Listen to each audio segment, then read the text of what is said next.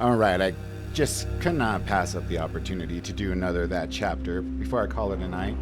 So, like normal, before I watch it, boom, let's give it a like. Now, let's get into this, because this one seems rather interesting from the title. A psycho blinded a husband and killed his... Yeah, I'm intrigued. Let's do this. Hey you, and welcome. My name is Mike, and in this old video, we have a case that's from Florida, because, you know, why not at this point, so settle in. And for this story, the year it is 2004. The place, just around Miami. And the who, be not the band, be the family. That's John, Susan, and their 2 adopted children. And for them, life was good. They had success, they had love, they were living in Florida. I mean, it doesn't get much better than that, right? And you know what that means. Each day is better than the next. Wait, certainly is in this one, because it is a story of hitmen, of alibis, of grudges long held, deservedly so, maybe we will see. We will get into it, and you know what that means. Like when I say we'll get into it, I clearly mean, let's give it a go!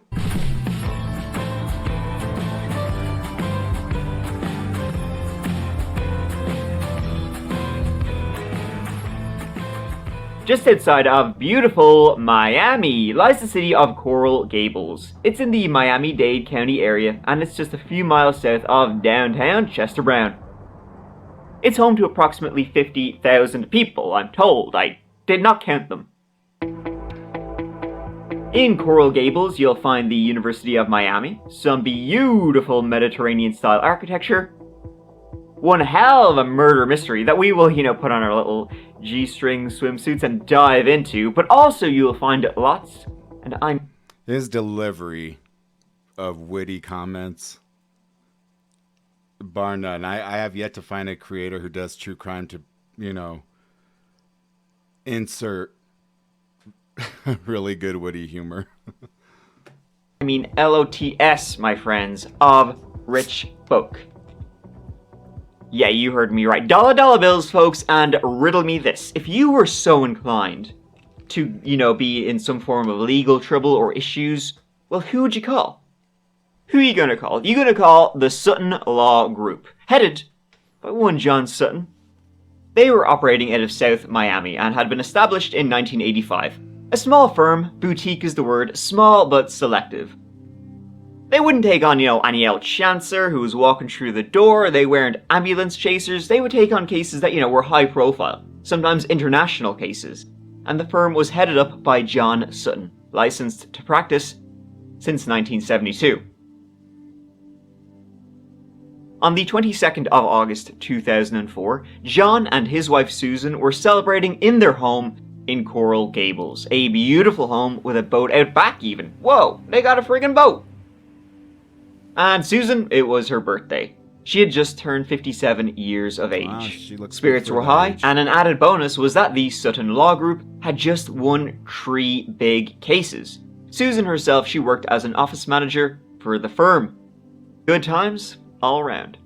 John and Susan had been married since the 70s after meeting during a blind date, getting hitched just 1 year later. Susan was head nurse of a surgical intensive care unit before giving up her career when her and John adopted their first child, Christopher.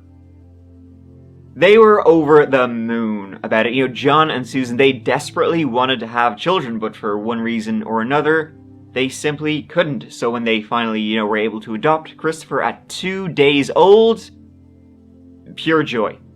And then, 7 years later, they adopted another child, Melissa, and they were a very happy family. They were having an intimate little party at the house to celebrate Susan's birthday and also the success of the law firm. There was John, Susan, Christopher, Chris's girlfriend Juliet, and John's law partner and close family friend, Teddy Montoto. John and Susan's daughter, Melissa, was away in college upstate at the time, ready to start the semester, so she couldn't make it. Though she did call to wish her mother a happy, big ol' happy HB. The party ended early enough. Chris and Juliet, they went out to catch a flick at the local cinema. Teddy, he went home, he went his separate ways. John sat down on the couch, started watching some telly. While Susan, she was in the bedroom on the phone, various people calling to wish her a happy birthday. A quiet end to a nice night. Though the quiet wouldn't last for long. Hours later, John called 911. He was barely conscious. Call Gables 911. I need police. My house. I've just been assaulted. What happened, sir? Somebody came in and shot me. They shot you? Yes. Who did it? I don't know. I can't see. I need police and I need an ambulance. Okay. Where did he shoot you? My head. Are you bleeding? Do you see any blood? I'm bleeding all over, yes. Okay. I can't see. Who else is in the house with My you? wife is... And where's she? I don't know. In the middle of the night, someone had came into their house and shot him twice in the head. That's one job I think I would give an easy pass on, and that's being, 911 operator. I think that would just be traumatizing. I mean, even though we watch, a lot of these true crime things, and unless you're in law enforcement, you have to kind of desensitize yourself because you just never know what you're going to see on a day-to-day basis. That's why I respect cops and hate it when people just dump on them. But, like I've always said, one bad apple or a few doesn't ruin the batch. And you know what? There's a lot more good cops out there than there are bad. And I've had the pleasure of meeting some really great guys that are cops, and none that I formed, friendships with, personal relationships with, but just during a traffic stop or something like that. And, watching some videos of late when cops approach the driver's side door, you see them 9 times out of 10, they touch the back, to lay their fingerprints in case something bad happened to them. But just approaching that, you never know if somebody has a gun. And I have a video on this channel. I'm sorry, I don't know the name of it, but there was a big old sting operation with not DEA, but it's one of the 3-letter acronyms. One of the 3-letter bureaus. And Dad had been watching this guy who was moving large amounts of narcotics from the border and back and all that. And this was in Arizona, I believe. And, the cop goes on the other side because he pulls him over on a highway. And when he approaches, the guy's acting all cordial, this and that, any guns in the car? No. And little did the cops see or know that the guy has an AR-15 rifle that he pulls out when he's getting out. The cop didn't go and escort him out like he should have. The cop's like, oh, why don't you come out and we'll meet at my car and this and that. So as they're getting out, the cop and the guy both start walking, parallel to one another. And the guy just pulls up that AR-15 and, unloads about 8 rounds in him. And you're not going to survive an AR-15 up close. Those things pack a wallop. Even though they didn't show it on YouTube. They show the scene and what happened on YouTube. But, of course, they didn't show the aftermath. He shot the guy in his head and his face 4 times. And I was just, oh, my God. I was like, thankfully we have these cops that do protect us. So like I said, don't let one bad cop ruin your whole perception of these guys and women who, put their lives on the line for us. And it's just, they lose a lot of respect, because of some of those assholes. But, yeah, you can't judge all off the actions of some. How he survived is simply a miracle. He managed to stumble outside into the arms of, the paramedics who had raced to the scene. John was then taken away, and it was in fact SWAT who entered the house because the paramedics couldn't go in because due to, the 911 call, they didn't know if the shooter who had done this was still inside the house. So a SWAT team had to go in, into that very quiet house, clearing it room by room, and eventually getting to a bedroom. Susan, she often slept in a spare room. John, he was a snorer, and this time she was in the spare room. They almost didn't see her. They walked in, and they could just see a lump under the blanket. Susan was there.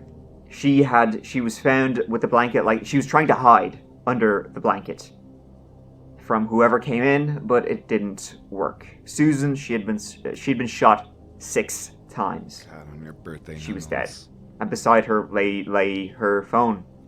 She'd been on the phone, talking to somebody about her birthday when someone came in. The first thought was like an attempted murder-suicide, right? As you would in a lot of these cases. John took out a gun, he shot his wife, and then he tried to kill himself. But John, he had been shot twice in the head, but he had been shot a number of times in the hands, as in defensive wounds, trying to stop the bullets. So, that him doing it was quickly... No, someone had come in, and a broken latch was found in the rear of the home. Though what was interesting is that the killer would have had to walk through pretty much the entire house to get to John and Susan, yet nothing was stolen. Nothing was ransacked. There was like diamond, jewelry just laying out there in the open, and it still lay there when the police were checking it out. So, as we see in these cases, they, John and Susan, the wealthy, successful, generous couple living in a beautiful and safe neighborhood, had a target on their back. And now we got a real whodunit and a why'd he do that, with John laying in intensive care after taking 2 to the head.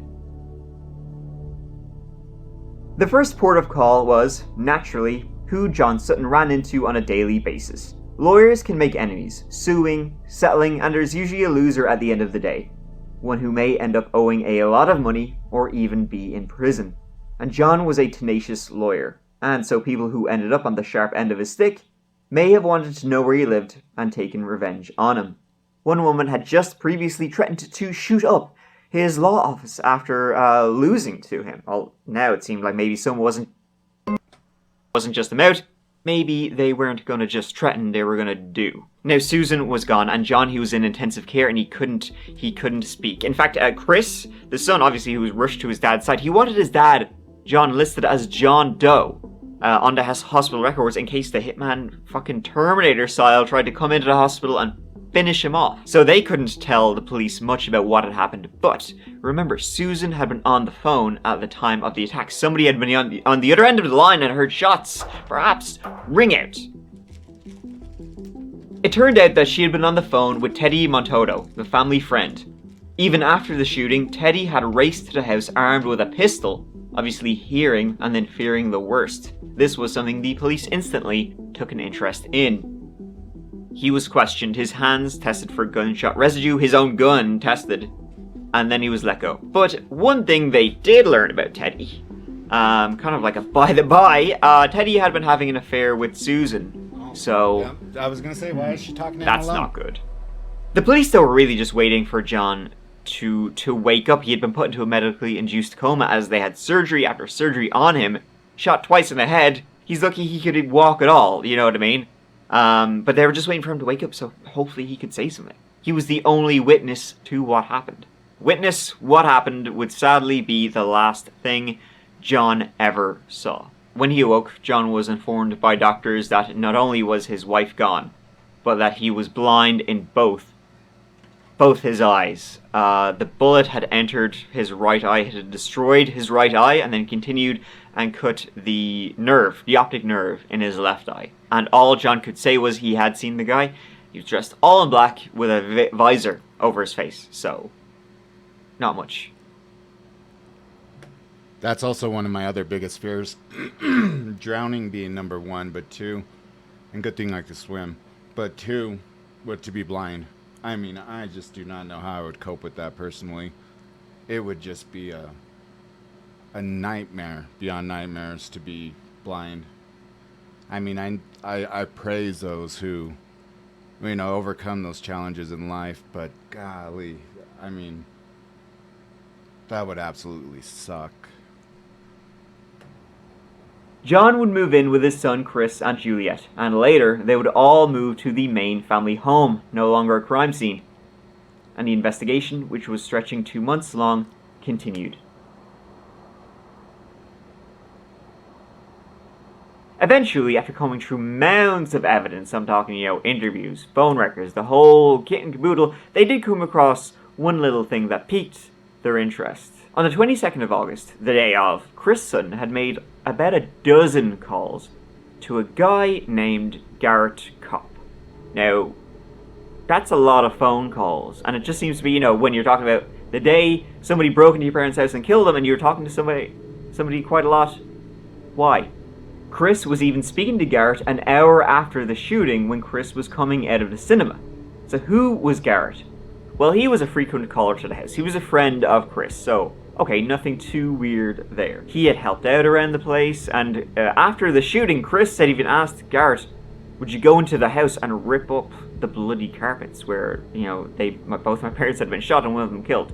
Garrett did. But Garrett had also been in some trouble, namely, one day after the shooting, on the 23rd of August, he had gotten into a physical altercation at some apartments, and he'd pulled out a gun. He was charged with aggravated assault. And when he was taken in, booked, and the gun taken off him by the police, the investigators in the Sutton homicide and blinding would learn that that gun was the very same type as the one used to kill Susan and blind John.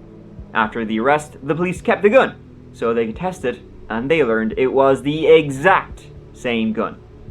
So now they had their suspect and their murder weapon. But cod A on scale, what is the story here? What did Chris know? Did he know? Garrett had called him right after. Well, Chris had been a troublemaker growing up, plenty of vandalism. He was sent off to boarding schools, but was kicked out of each one. He had some run-ins with drugs, arrests, and eventually, with seemingly no other options for him, John and Susan took an extreme course of action when he was 17 years old. They ended up sending Chris across the Pacific to Samoa, to a place called Paradise Cove. Roll call going to class. You're going to class? Yeah. And that's a roll call. That big fellas at school. Oh man, that's beautiful. Now, Paradise Cove is one of those youth camps troubled youths are sent off to. Think of those things where, these guys come into your house and then they drag your kid kicking and screaming out of their bed in the middle of the night, send them off to Utah to be processed, and then to the middle of the Pacific Ocean. Who are you? Get out of my room. Get out of my room so I can talk to my mom. What's going on? We need you to get up and get dressed. Why are you guys here at 5 in the morning? It was practically a prison. You slept on a mat in a crowded room. It was all male. There were even arrests of some of the people who ran these sort of camps. Essentially, there was a lot of abuse happening. Duct taping their mouths, hog tying kids, and much worse. Physical and sexual abuse also occurred. The US State Department would investigate and basically say, don't send your kids here. It's a prison. It may as well just be a prison. If you any acting out, they will come down on you like a ton of bricks. You know fucking about with these places and how they treat kids. What interests me the most is that they're saying don't send your kids here, but they don't shut them down.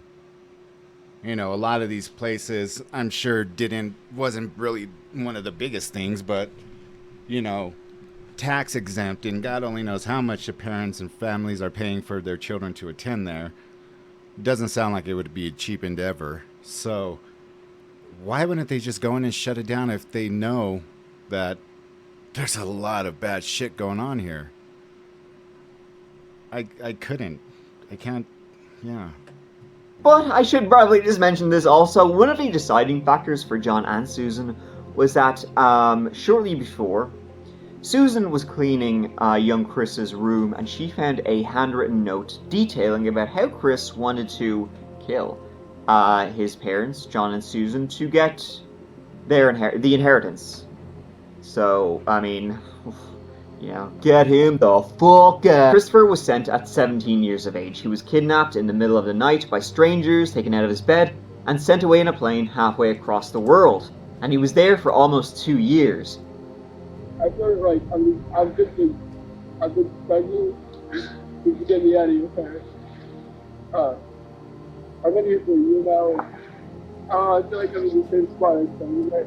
But I don't know how I feel like you guys can react when I get with you.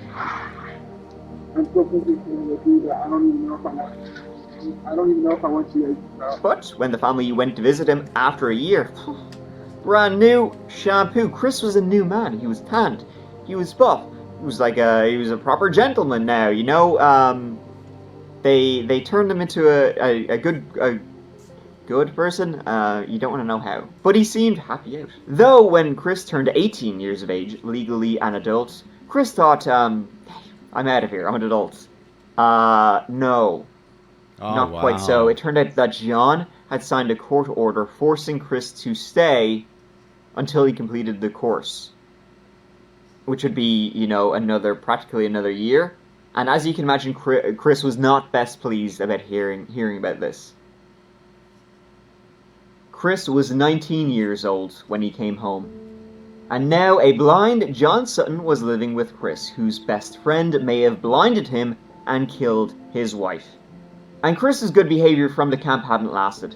Him and Garrett sold drugs and did all sorts. It's pretty insidious. Garrett was eventually brought in, and he caved. He told them Chris had ordered him to do it, or else Chris said he would come after him. Now, the cops didn't exactly believe that Chris would come after Garrett if he didn't do this. But being the mastermind, sure, why not? Did he formulate this plan, or was it a combined effort between two of you? He did. What plan did he tell you? What did he want you to do? Go in the back door, walk in, shoot. Garrett copped to everything. That he and Chris had met in juvie. That Chris was to pay him $100,000 for the job. Though wait, on one side he said he was forced to do it, and then he said he was paid to do it. Which was it, Garrett? Come on now. He said Chris and him spoke about what he was to wear, that Chris had bought him the black outfit, told him that the back entrance to the house was the easiest way to get in. Chris even traded to get the gun for him.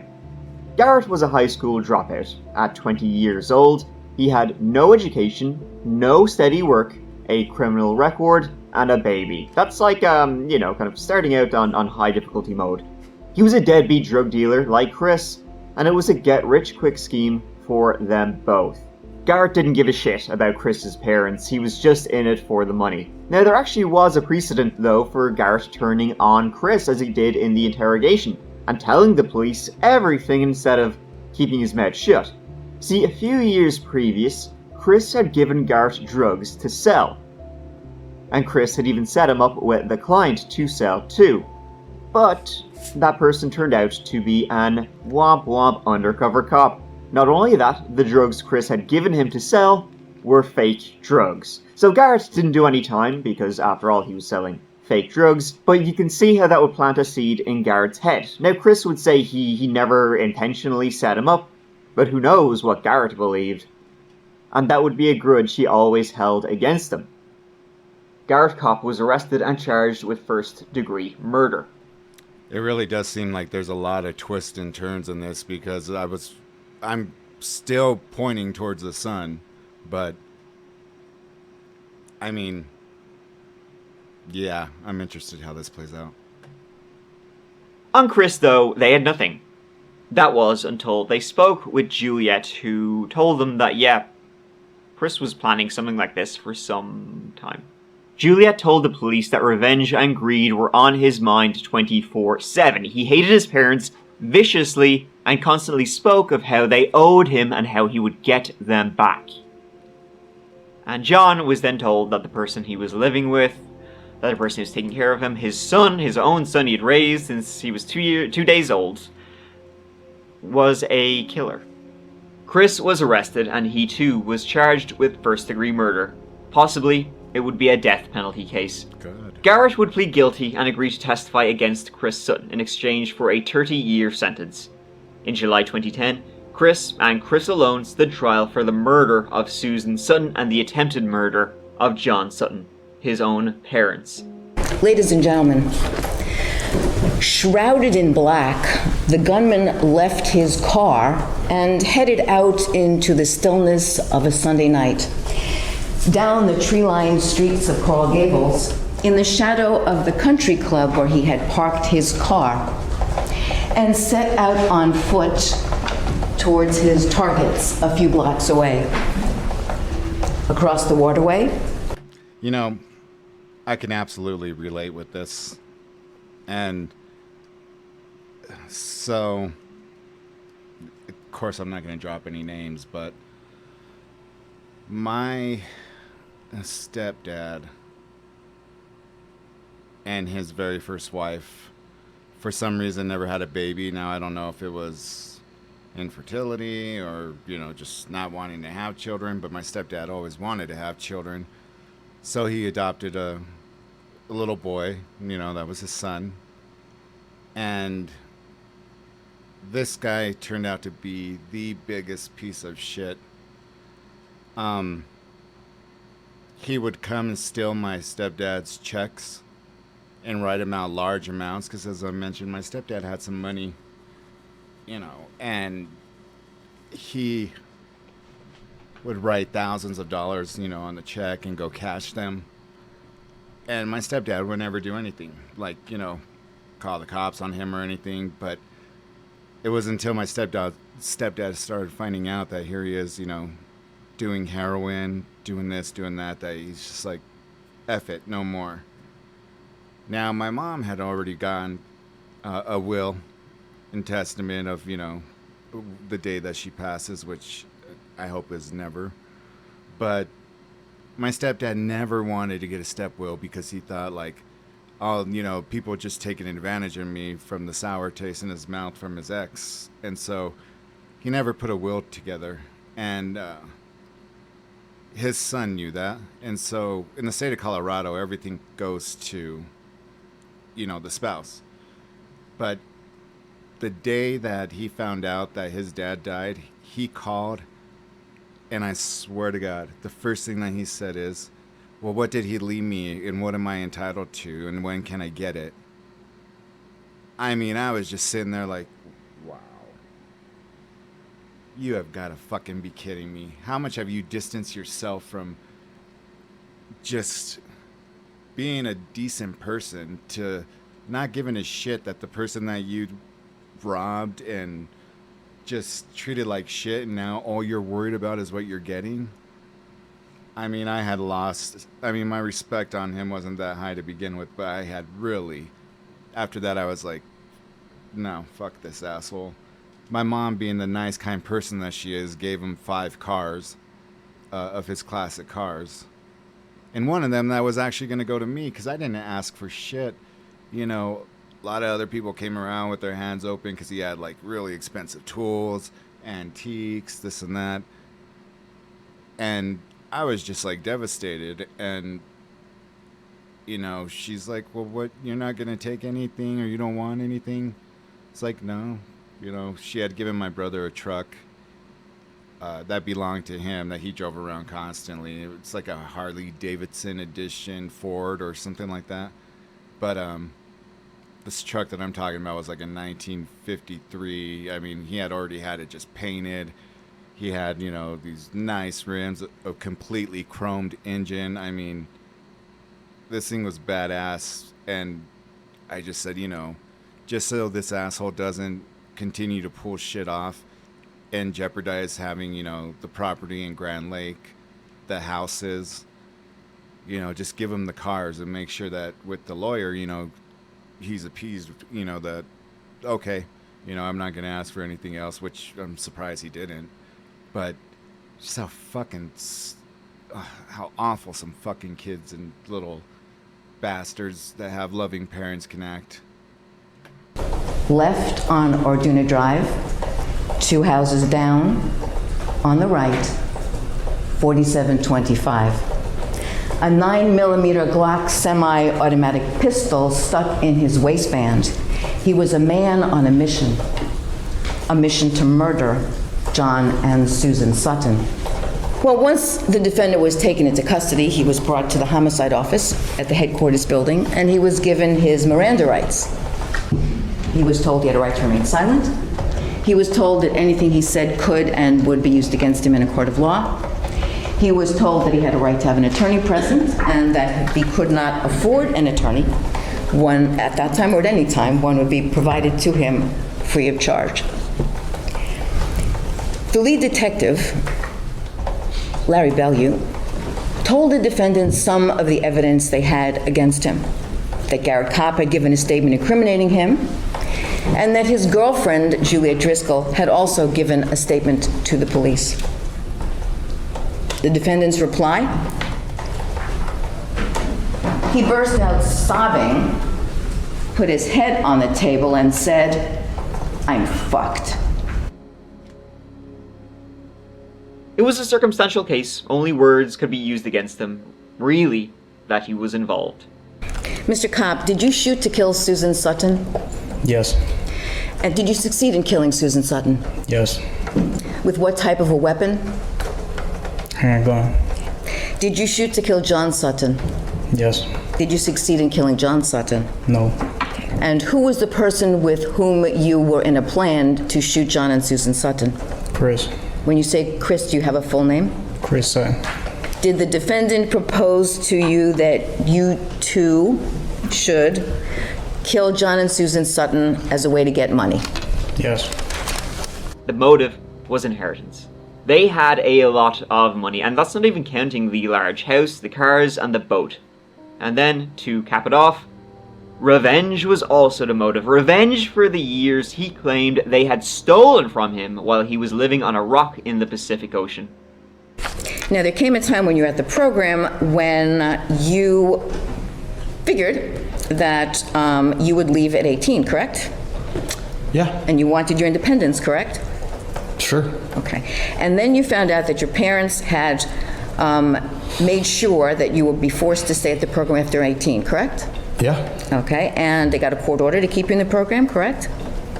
They detained some kind of court order. And you were furious at them, weren't you, Mr. Sutton? Yeah. And didn't you tell Ms. Driscoll that your parents, you should not have been in the program as long as you were, correct? Absolutely. And didn't you tell her that you had been kidnapped? Meet at. Sorry about that ad popping up. Correct. I haven't renewed the premium yet, which I got to do tomorrow. So I'm trying to get to it before it ruins the whole continuity, which fortunately it popped up. That just started happening today, so I am definitely going to go get my premium like I always have had. So sorry again. And you told her that you didn't deserve what happened to you, correct? Correct. And you told her that you were forced to do hard physical labor, correct? Correct. And that you were beaten? Correct. And that you were hogtied? Yes. And that you were fed with other people's feet, correct? At one instance, yes. And that the kids were abused at the program, weren't they, Mr. Sutton? Yeah. And that you were angry with your parents for sending you there, weren't you, Mr. Sutton? Yeah. And that you were still angry with your parents. No, I was still angry with the program. Isn't it true, Mr. Sutton, that you told Juliet Driscoll that your parents should pay for what they did to you? In that conversation, yes. But Chris was pleading not guilty, saying he never would have done what happened.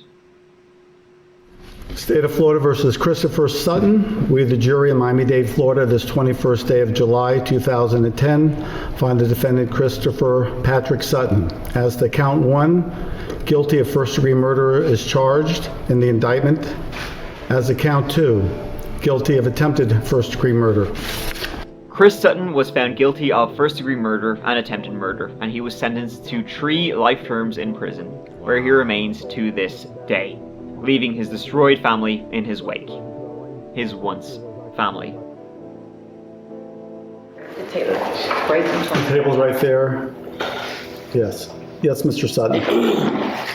May it please the court.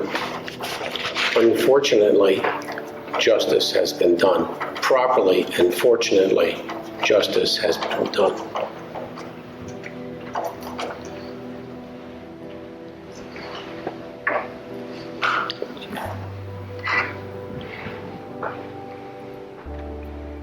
Regardless of the result, this is a bad case. The state didn't talk about the wheel coming off my CLK AMG Mercedes all by itself with only one lug nut.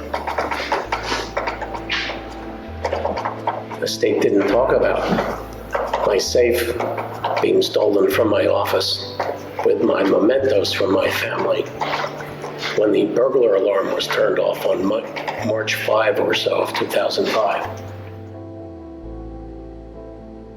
And that is Chris, someone who, you know, had this revenge in them their entire lives and could just never let it go. I mean, I always wonder how you can harbor hate for that long and then look after these people, live with them, do all sorts for them. I mean, Susan and John, whether it was a good thing or not that they sent Chris away, I mean, I don't know. I wasn't there. I suppose I can't really judge them. And maybe I can't judge Chris either. Well, actually, no, fuck that. I actually can't judge him because he did kill his mother and then blind his father. So no matter how much hate you have, pretty extreme. So you might want to buckle up there. You know, steady on, pal. Come on. But John, on the other hand, by the way, the man who testified against his own son, you know, in court, who was blinded, whose wife was murdered, and he also found out his wife was cheating on him too, which, oof. Well, he, like I said, he was tenacious. He didn't let his blindness stop him later. He loved swimming and skiing, and he still does them today. He later remarried, and he still works at the Sutton law firm in Miami. And I gotta say, this headline, it actually made me laugh. When asked if there was any chance of reconciliation between him, John, and his son Chris, maybe go visiting him while he's in prison for the rest of his life, well, John had some choice words. Basically, ain't happening. Well said. No mucking about here. And like in all my stories, life moves on, for better or for worse. That train don't stop. Sinead. Thank you so much for watching. I really appreciate you taking the time to be here with me, watching this whole video. I hope you found it as interesting as I did, because it's pretty wacky. Is that the best word to use? I don't know. But, hey, you know, please check out Twitter. that_chapter on Twitter, that_chapter on Instagram, and you can check out Patreon, where there's exclusive videos, early access videos, and a couple other bits and bobs. But, you know, that kind of wraps it up, so yeah. Thanks for watching. I really, really appreciate it. Happy holidays, Merry Christmas, Happy New Year, all the things, and I will see you as always real soon in the next one. But until then, please look after each other, look after yourselves, because I love you. Mike out. Another excellent video, man. I'm telling you. If you happen to run across this, you know, go check out his page, because he is just a phenomenal at doing this. And yeah, I mean, like I said, my favorite content creator. So go, you know, subscribe to him if you're not. Give him a thumbs up. Tip him if you'd like. But wow, does a great job at the material that he puts together. So with that being said, thank you guys for watching this evening. I'll be back with a couple, maybe sometime later on this week. But until then, take care of yourselves. Peace out.